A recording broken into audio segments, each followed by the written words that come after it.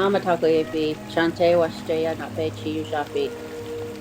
Hello, my relatives. We view everybody as being related. We're all relatives. I greet you with a good heart handshake.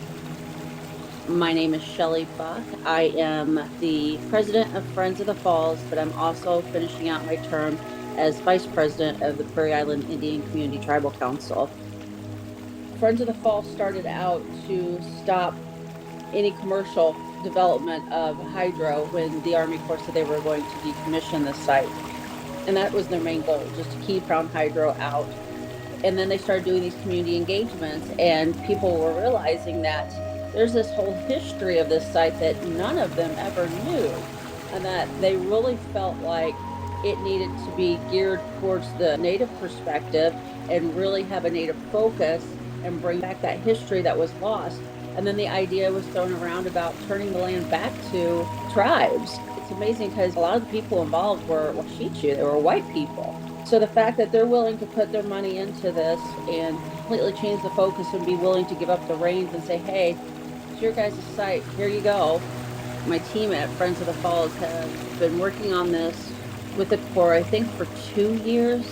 The problem is money. Because the site has been decommissioned for navigation, that was its sole purpose. So there's no more money being appropriated for that. Not only educate, it'll help heal both my community, my people, and the surrounding community. It'll be a good bridge between the communities, and then also it's a way to reconnect, not only for my people to reconnect to WANAGI and WITA, but also for surrounding communities to reconnect to the water. So I think it's really inspiring, and this can be a really great place that becomes a central point for the city and possibly the state.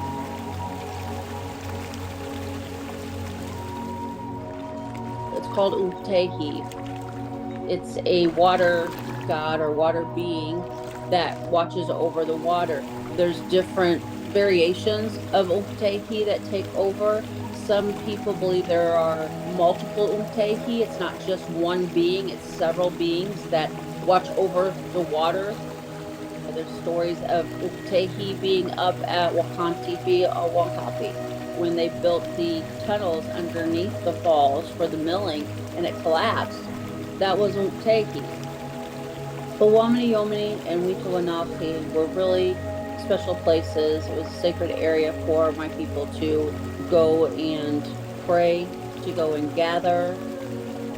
There are stories that WITA or Spirit Island was a place where some women would go to give birth. We would go and gather medicines, we'd pray, get together. There were stories of a lost love. There's different ends of the story, and I think it's really true to who we are as Dakota people. We see the world in a circular manner, so you can't have the good without the bad, and it all goes together.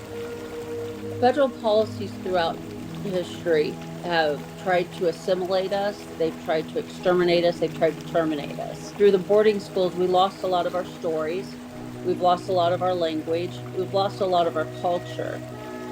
Just because you've desecrated it or destroyed it, WITA, Spirit Island, it's still sacred. That sacredness, that life force, that spirit is still there.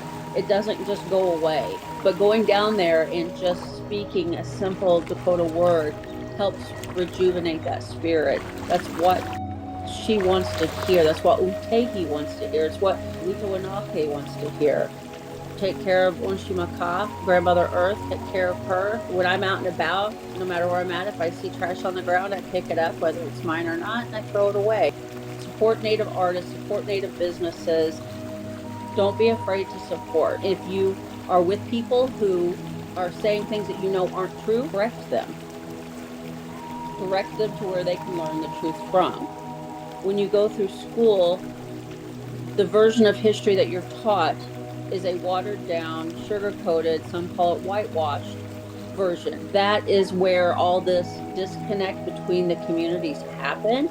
They just don't know that history. I think a lot of people just need to know that history. It's just a matter of sitting down and talking with one another and really having everybody at the table. Representation matters on all levels.